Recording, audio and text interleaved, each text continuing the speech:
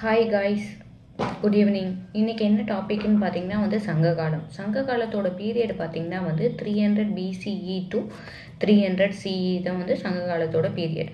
சங்ககாலம் நம்ம கேள்விப்பட்டிருக்கோம், பார்த்துருக்கீங்களா? முச்சங்கங்கள். அது மாதிரி சங்ககாலத்தை மூணாக பிரிக்கிறாங்க. முதற்சங்கம், இடைச்சங்கம், கடைச்சங்கம். முதற்சங்கம் எங்கே தோன்றியதுன்னு பார்த்தீங்கன்னா தென்மதுரை. அது கடலால் அழிஞ்சிருச்சு.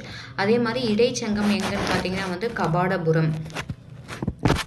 மூன்றாம் சங்கம்னா கடைச்சங்கம்னு பார்த்தீங்கன்னா இன்றைய மதுரை.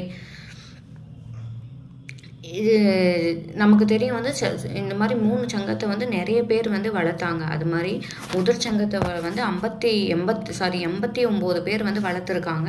அதில் முக்கியமானவர் யாருன்னு பார்த்தீங்கன்னா காய்ச்சின வழுதி. அதே மாதிரி இடைச்சங்கத்தை 59 பேர் வளர்த்துருக்காங்க. முக்கியமானவங்க பார்த்தீங்கன்னா வேண்டேர் செழியன். அதே மாதிரி லாஸ்ட்டு கடைச்சங்கத்தை 49 பேர் வளர்த்துருக்காங்க. முக்கியமானவர்கள்னு பார்த்தீங்கன்னா முடத்திருமாறன். தொல்காப்பியமும் பெருங்கலியும் இடைச்சங்கத்தில் இடம்பெற்றிருக்கு. அதே மாதிரி கடைச்சங்கத்தில் பார்த்தீங்கன்னா 8 தொகையும் 10 பாட்டும் இடம்பெற்றிருக்கு. இதோட நிலப்பரப்பு ஒரு மேற்கோள் வரி மாதிரி கொடுத்துருக்காங்க பாருங்க. வடவேங்கடம் தென்குமரி ஆயிடை தமிழ் கூறும் நல்லுலகத்து அப்படின்ற வரி தொல்காப்பிய பாயிரம் அப்படிங்கிற நூலில் இடம்பெற்றிருக்கு.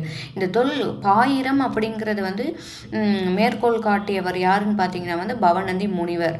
இப்போ நமக்கு தெரியும் 8 தொகை 10 பாட்டுன்ற மாதிரி 8 தொகையில் 8 நூல்களும் 10 தொகையில் 8 தொகை 10 பாட்டில் 10 பாடல்களும் உள்ளது. இப்போ 8 தொகையில் உள்ள நூல்கள் என்னென்னு பார்க்கலாம்.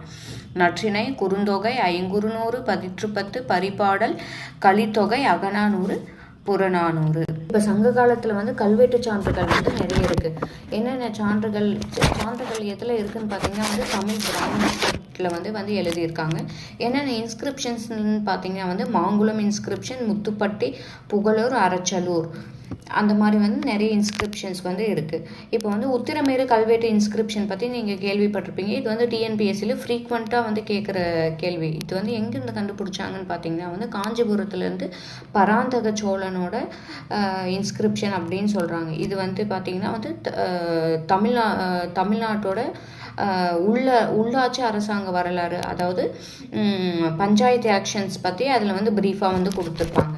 இப்போ பாண்டியர்களோட பட்டயங்கள் என்னென்னு பார்த்தீங்கன்னா வேள்விக்குடி பட்டயம், தளவாய்புர செப்பேடு, சின்னமனூர் சாசனம், சிவகாசி செப்பேடுகள், அந்த மாதிரி நிறைய இருக்குது. அதே மாதிரி சோழகால பட்டயங்கள் அப்படின்ட்டு பார்த்தீங்கன்னா கரந்தை செப்பேடுகள், அன்பில் பட்டயங்கள், லெய்டன் பட்டயங்கள், இந்த மாதிரி